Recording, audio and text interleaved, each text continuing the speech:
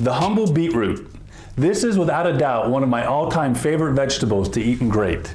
I absolutely love them. You can buy beets loose or in a bunch, and you'll most commonly find these deep ruby red and golden orange varieties in your grocery store or farmer's market. The color difference being due to different concentrations of betalains, or colored pigments found in the flesh. But no matter your choice, beetroot is a fantastic nutrient-dense addition to your GraterMan blends, so add them to your diet.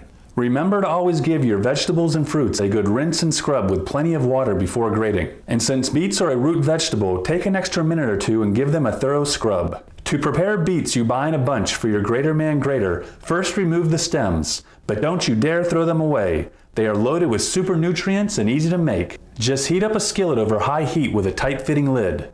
Give your stems and leaves a wash, then cut into smaller bite-sized pieces. When your pan is good and hot, give it a quick spray of canola oil. Toss in your stems and leaves, add a tablespoon of water to help make some steam, and quickly cover.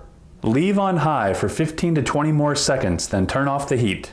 Keep covered and let steam for 4 to 5 minutes. Then transfer to a plate, add a squeeze of lemon and a shot of sea salt and fresh ground pepper if you like, and you, my friend, have delicious sautéed beet greens. Now back to the beetroot.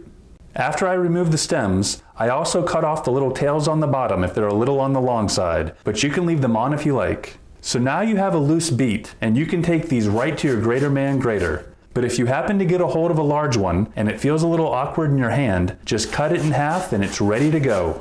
So there you go, prepped beets ready to grate, and sautéed beet greens ready to eat. And remember to check out the notes section below for additional information, resources, and links that you may find helpful. Now go grate some beets.